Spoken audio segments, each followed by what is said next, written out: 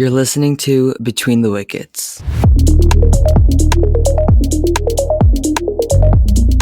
I have the pleasure of speaking with Coach Sham today, who is the Cricket Commissioner of Bowie Boys and Girls Sports Program and also the Chairman of Maryland Cricket Association. He holds other office posts for D.C. Hub area and with USA Cricket. It's truly an honor to speak with you today, Coach Sham. This is just my second episode and I'm so grateful that you are here today. I'm looking forward to learn about your journey and contributions in getting cricket to mainstream sports in the United States. Personally, I've been playing cricket since a very young age here in the US, and I see that this sport has been slowly gaining popularity here, especially with the World Cup this year and the LA Olympics that will be hosted in 2028. I know you have done a lot of work to bring cricket to the center stage and have worked with schools and youngsters in this country. I would love to learn about your journey and your efforts. It's a pleasure for me to be here on this podcast. Just to start off, it would be great for you to talk to me a little bit about your cricketing journey and how you were introduced to the sport. I always enjoy talking about cricket. I am the cricket commissioner for the Bowie Boys and Girls Club. I started a cricket program with the Bowie Boys and Girls Club in 2012. As far as my journey for cricket, I am from Trinidad and Tobago in the Caribbean. I started playing cricket with my cousins and uncles when I was growing up in Trinidad. We used to play cricket on the street with tennis ball bats. And I had enough cousins for us to form two teams and we'd just play against each other growing up. It was a fun time for me with my cousins and uncles. And I really started getting serious about cricket when I went to Queen's Royal College in Trinidad. That was a middle school and high school combined together. And it's a part of the British education system and it's called a college. So it's not a university or it's a high school and middle school combined together. There I met some great friends. First time I had some, formal training, but the training was nowhere near what we have today in the US with the different cricket academies and the level of coaching we have today. And that's where I really learned the game at Queen's Royal College. And then when I came to the US, I continued playing cricket with a team here in the Washington D.C. area. I was pleasantly surprised to find out that there was adult cricket happening here in the Washington, D.C. area. So I played for a team called Dauntless Cricket Club in 1990s when I first started. I was going to Howard University. I did my undergrad there at Howard University. And then I found some Caribbean friends who were also on a cricket team and they asked me to join. And that was Dauntless Cricket Club. Then I moved to another cricket club called Metro Cricket Club. And I've been there ever since. So that's my cricketing journey here. And that the Washington Cricket League has been around for almost 50 years in the DC area. Yeah, it's sort of surprising when you really think about it in the United States. When you look from the outside, you don't see that much cricket, especially like 20 years ago, 30 years ago. But there were still communities here getting along, playing cricket to express what they miss from their home countries and all of that. So I think that's really cool. Yeah, that was the main thing. It was the main way that these people from different countries would get together and socialize. Because when the Washington Cricket League first started, there was a lot of players from Caribbean teams. There were Caribbean teams. And when the teams would get together, one team will cook a lot of food and both teams will, eat together after the game. And it was more of a bonding with your fellow countrymen. And that's how it's really started. So I know you just talked about how when you first came, how the teams were here, what sort of adult leagues there were. What were the academies like? Were there any academies at all? Did anyone that wasn't bringing cricket from their home country? Was anyone else playing cricket? Did anyone know about the sport? Did anyone really care to watch it? What was that sort of landscape like? Right. So, back then, when I first came to the US in 1989, I came into the US in 1989 in the Washington, D.C. area, but I started playing cricket in 1990. That's when I found my team. Back then there was no youth cricket, none at all. Right. So all these were just adults playing cricket in the adult league. There was absolutely no youth cricket, no academies. back then, the majority of the people who played cricket, I said, was from the Caribbean. You had one or two teams from India and Pakistan, and then there was a couple of teams with people from England and Australia and South Africa, one or two of those teams, right? But since we had the massive migration of people from India and Pakistan and Sri Lanka for the high-tech jobs in the US, that really changed the landscape of cricket here, because you'd have all these foreign nationals coming in here working. They wanted to play their sport. So, and they all are very passionate about cricket. The leagues just started getting larger and larger, and more teams were being formed because they just love playing cricket, right? As these migrants came in, these professional workers came in, and they had kids, and the kids, they brought kids with them, and the kids wanted to play cricket too, right? They say, hey, well, let's start some youth program, but there wasn't anything to talk about, right? In the Washington D.C. area, Coach Milroy Dunn, he was interested in coaching. Currently, he's the owner of Future Stars Cricket Club. He started coaching kids. They'll meet at a indoor facility, at a baseball facility, and he would coach them cricket, and sometimes he would take them up to New Jersey to play against teams there. Sometimes he would take them to North Carolina and try to play against teams there. But there was nothing formal and nothing structured for youth cricket back then. So youth cricket really started here probably around 2010. Yeah, 2010 is when youth cricket really started slowly happening there. And that's when the Maryland Youth Cricket Association started. So you talked about how Coach Milroy and there was no formal academy or anything. You had to organize kids in your own. It was all about like yourself and how you had to do it. There was no one supporting or anything.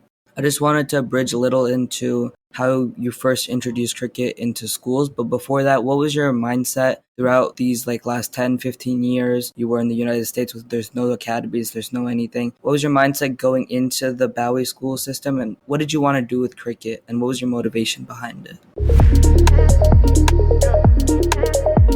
While I was playing cricket, it never occurred to me to start any youth program, right? But when I had kids, they would play sports with the Bowie Boys and Girls Club. My oldest son, he played soccer, baseball, and basketball. Then my daughter, she did volleyball and ice skating and cheerleading. And my youngest son, he did soccer. So I am watching these kids. We're taking them to soccer matches, taking them to basketball matches and volleyball matches. And I said, well, why don't I start cricket here in Bowie? That gave me the impetus to make a move with cricket, because I would attend these meetings at the Bowie Boys and Girls Club because, my kids played there. And I said, hey, I'm interested in starting cricket. But I didn't quite know how to go about doing it, right? I didn't know what kind of equipment to use, where to play, anything like that, right? A few years later, a guy called Jamie Harrison, he was the founder of Maryland Youth Cricket Association. So he founded Maryland Youth Cricket Association in 2010. And he is an American guy who was a teacher at that time. And he, took a class to a field trip, and he got interested in cricket. And the students got interested in cricket because they saw some cricket bat at a historic site, and they all were intrigued by it. So he was the one who was distributing cricket sets to schools around the country. And then he approached the Bowie Boys and Girls Club and said, hey, why don't you guys start a cricket program here in Bowie? When the board of directors heard that pitch from him, they said, well, we know the right guy to manage this program here in Bowie. So then they asked me to do it. 2012, we had our first program. In Bowie, parents were already used to taking their kids to sporting events, right? There would be practices during the week, and then there would be matches on weekends. So there was a lot of the infrastructure was there for getting kids into sport. And the Bowie Boys and Girls Club had all these sports. So cricket was just another sport that parents could select. So during the summertime, there wasn't much activity going on back then, right? So most of the sports were fall and spring sports and winter sports, but there was no summer sports because most families go on vacation during that time. So when I first had my cricket program in 2012, I did it with the Bowie Boys and Girls Club, and it was a summer program. We had the practices done on tennis courts at a middle school, and we used plastic wickets and plastic bats and plastic balls that we got from the Maryland Youth Cricket Association. Those were donated to us. It was lots of fun. Everybody had lots of fun playing cricket. And I asked all these American parents, hey, why did you choose cricket? And they said to me that they were tired of baseball and basketball and football. They wanted something different for their kids to do, right? And some of the kids, when they try it out, they say, hey, some of them got intimidated by other sports. They say, but hey, nobody knows about cricket, so let's give cricket a try, right? So that's how we started with the Bowie Boys and Girls Club. So we did that in 2012. 52 kids signed up. We had two different age groups, and we were playing on a tennis court. Then the next year, we had the same program in the summertime, and we had 100 kids sign up. And all the kids are mainly American kids, very few Indian or Bangladeshi kids. There were a couple, less than 10. Less than 10 were from the Indian subcontinent area, right? And we had a few from the Caribbean as well. So that growth from like 50 to 100, how did you start to spread awareness after that first year? And how did more people get into joining it, especially like Americans, not just, people who you would expect like Indians or people from the Caribbean? How did you spread awareness about the sport in that way? So that was the catalyst. That summer program was the catalyst to move things forward. Because in that program, we had a principal for Kenilworth Elementary School. He participated, his son participated in the program, right? His son really enjoyed playing cricket. His son really didn't play many other sports. His son enjoyed playing cricket. And coming to at the end of the program, we had a parents versus kids match.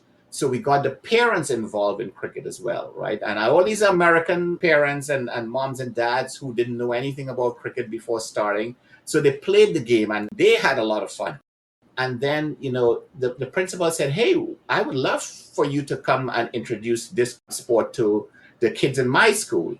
I did that. And then, another parent who was part of the Bowie Boys and Girls Club, her daughter played, she did cheerleading and did some other sport. So she was another principal at Yorktown Elementary School. So I sent out that email to all the parents in the Bowie Boys and Girls Club. And she said, hey, I would love for you to come to my school and introduce cricket. And then a couple of other parents, their kids went to a private school. So they said, hey, we would love for you to come. So that's how it went to the schools, right? So I got interest from parents wanting cricket to happen at their school. So those who wanted cricket already, they made the contact. They contacted the schools, or if they were principal already, they would speak to their PE teachers. And then I said, well, why don't I do the same thing with the other schools in Bowie? So I sent out emails to principals and PE teachers, and some of them said, yes, please come and let's do the cricket demonstration. And some of them didn't respond. Some of them said, no, their schedule is busy right now. But that first year, so I went to about 8 different elementary schools in Bowie. I taught more than 1,000 kids how to play cricket. And for that first year, we had 8 different teams. And there was 122 kids playing cricket that first year. In 2014 is when we started the first elementary school cricket league in the country. Yeah, I think it's so amazing how you were able to foster that growth and like bringing about like a new community in a place where cricket isn't really that popular. Right. And like in my experience in schools where I live in New Jersey and stuff, when I have to go play a 4-day tournament, let's say in Houston, or go to Maryland or Virginia, I'll have to, tell my school that I'm not going to be here. It won't be an excused absence because they say it won't be recognized. So I think one of the main points I wanted to bring was the way you were able to introduce cricket there. What's your advice for kids like me or for anyone in other states wanting to continue to promote cricket as a sport? What's your advice on how we can get that into schools and work together with schools to really get players involved? First thing you should start with the schools that you go to, right? If any parent or player wants to start cricket, my recommendation would be to start with the elementary school kids, because the elementary school kids, most of them have not selected a sport yet, right? Yeah.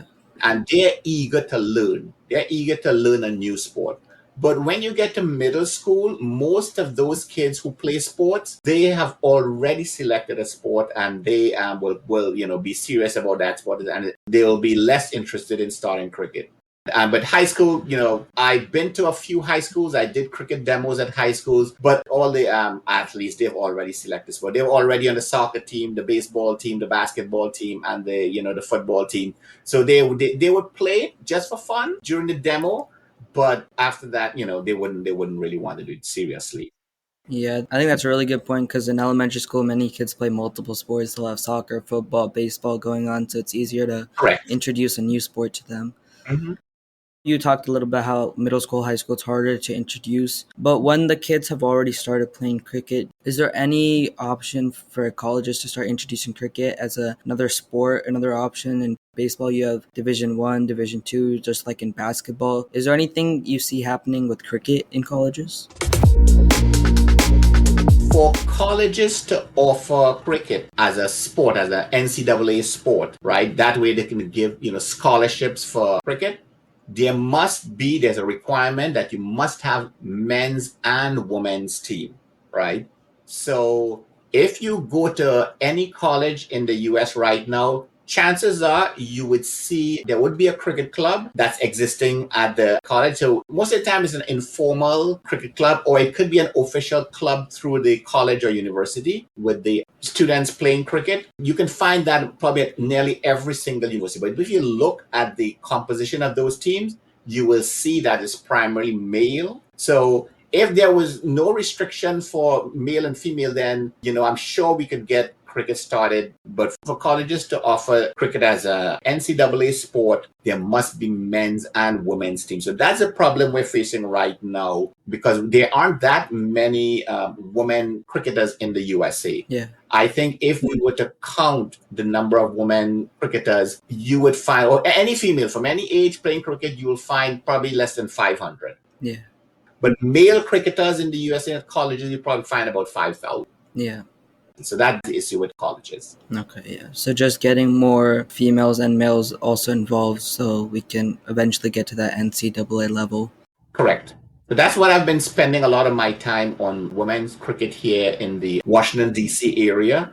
And we have the most female cricketers in the country. So we have more than 100 girls playing cricket in the Washington, D.C. area. 100 is not a lot, but it's way more than other regions, right? So we really need to bump that number up much higher. We need to get thousands and thousands of girls playing cricket for us to get that in colleges.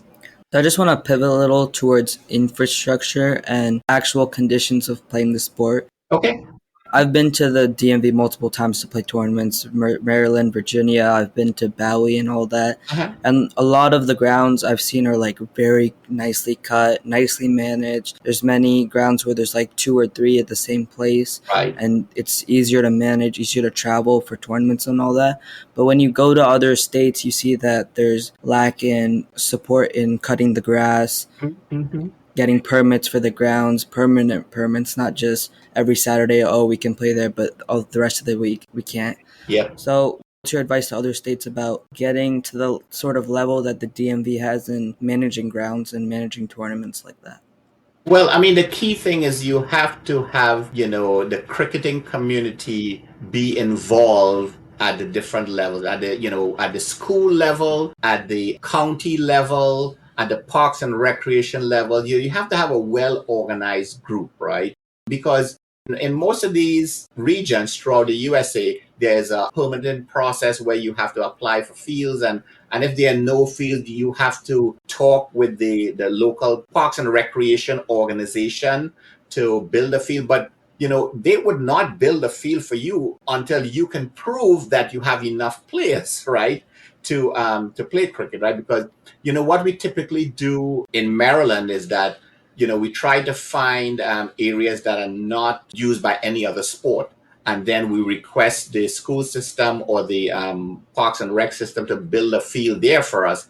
And sometimes they may say, hey, we don't have money to build that pitch there for you guys. And we said, well, hey, we can raise the money if you just give us permission to build a field there, build a cricket pitch. We will take care of everything, right? So what I do in Bowie here is I made some arrangements with the school system, so I got a lot of positive response from the schools here in PG County, in Bowie, Maryland, because you started the school, you get the support from the PE teachers, the principals, and the entire community. When you put your request to the school system, they say, hey, yeah, we are playing cricket. And so that's where you get the support. But you have to get that grassroots level of support from the community first, right? So even if you have, a large community of South Asian families, you just have to form a group and, make your request. And you have to prove to them that you have enough interest, because they're not going to spend time and money to provide a field for you if there are too few cricketers, right? But you have to make sure that they are aware of the numbers. And that's what we've been doing here in the Washington, D.C. area. You have a lot of the Maryland Youth Cricket Association, the Washington Youth Cricket League. And then there's also the adult leagues, the hard tennis ball leagues. They play cricket in the adult leather ball league, like the Washington Cricket League and the WMCB and the ANCL. So all there's a large cricketing population here that has been here for a long time, and they work together to get these fields cut and have well maintained too. So Yeah, I think community is a key aspect in trying to build cricket. right, Because at the end of the day, boards are just going to look at the number of names on a piece of paper, nothing else. that's correct. That's very correct. Yes, Yeah, I think building up the community is one of the key foundation parts when you're trying to improve cricket. correct. So as we pivot towards the end of our conversation, I just wanted to get your take on, with Major League coming to the US now, we have the cricket in the LA Olympics in 2028. We have the Cricket World Cup here like a month ago. Mhm. What's your take on cricket right now in the US, and how do you think it's going to evolve over the next couple years and into the future? Having the World Cup recently played here in the US, and having cricket being an Olympic sport, that is definitely generating interest. And Major League Cricket starting last year and continuing this year, that is generating interest by the mainstream American kids, right? So because I was at a meeting at my job, and all these American people there, not South Asian people, they came up to me and said, hey, you guys heard that USA beat Pakistan, right? They knew nothing about cricket, nothing about cricket at all. And I say, okay, well, they're hearing about it. And I spoke to a couple of academies, and they're saying that, hey, because it is World Cup, we're getting some new kids coming to play cricket. They're signing up in the local academies here. So I think this stuff is very positive for us, because now when I go to do a cricket demo at a school, I can tell them, hey, you know what? You can play cricket one day for your country in the Olympics, right? And their eyes all light up, right? So now you have something to base it on, right? And that would just encourage more and more kids to play cricket. Because the more they see it on TV, the more they hear about it, that's what will get kids playing cricket. That's what will get parents as well, right? Because a lot of time when I do the cricket demo and at the schools, all the kids really, really enjoy learning about cricket. But when we send out a flyer for them to take to their parents, and for the child to say, tell his mom or dad to sign me up for cricket, when the parents say, hey, what is cricket? And they will just toss the flyers, right? So we really need to get the parents more aware of cricket. And that will only happen once they see it more and more on TV and more in schools. But, it's a long process to make cricket popular in the US. So I think we really need to get the mainstream American kids playing cricket, because you need that diversity of talent to make cricket big, because America is full of ethnic diversity. And that's what we need to have in the cricket program for it to be successful. And I know it's a long-term goal for the ICC to have cricket just as popular as soccer. And having those three things, Major League Cricket and the World Cup and cricket in the Olympic, is a very positive start. And that will definitely bring more awareness to the game. And that will definitely cause the game to get more and more popular here. Yeah, and I think, like you said, the pathway is really important for parents and kids to see what their future can be in cricket. And I think that's one of the key things that will get kids more involved, is to see that there is a future in cricket in the United States, not just in other countries around the world.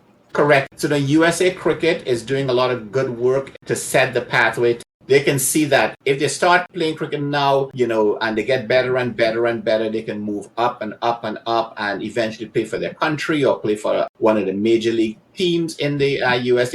Everything is slowly getting bigger and bigger, but you can definitely see the progress, and you can definitely see we're headed in the right direction, because over the past 2 or 3 years, the kids are definitely taking cricket more and more serious. Kids are going to the gym and working out and really improving their fitness so they can perform at the top level when they go to play these matches. That was not happening a few years ago, right? I mean, we have accomplished a lot in the past 12 years, right, with youth cricket here in Maryland. And, but the key thing is you have that cooperation from all the teams. We're all headed, we're working together to move cricket forward. I mean, when we have a lot of, hardworking volunteers who work together, and really talented top class coaches and facilities that's coming up because of the growth of cricket. And that's why we have in the Washington D.C. area, we have the largest number of youth cricketers in the country, right? Because of the cooperation. And it's not difficult. I mean, once you have that passion for the game, you can grow cricket anywhere in this country. Yeah. And just to finish up, my last question is, do you have any advice to cricketers like myself or anyone else that really wants to make a name of themselves in cricket or wants to play cricket seriously as a professional sport? Do you have any advice? The main thing is to keep working hard, keep improving your skill level. Each player always has some, thing that they're not strong on, work on their weaknesses, and just improve your fitness level, because you know how long cricket matches are. You have to be physically fit and mentally fit to play this game as well, right?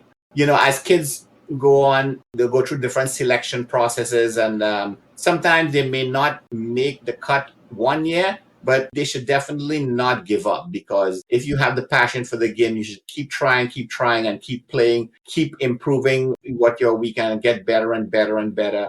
And in the long run, it will pay off. Hard work always pays off. Don't get discouraged by the naysayers, and don't get discouraged by different selectors and selection processes. Just keep doing your best.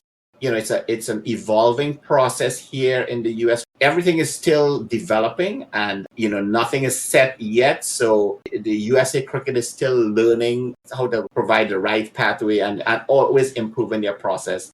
It's a good time to be here because nothing's now developing, but it's also a bad time to be here because thing hasn't fully developed yet, right? The process has not been fully developed yet. It will take some time to get it right. Everyone is headed in the right direction to move forward. So once the players keep working hard, they will be successful. Thank you so much, Coach Sham, for your time, and thank you so much for everything you've done for cricket in the USA. Thank you, Ashwath. I really enjoyed being on your program. Thank you.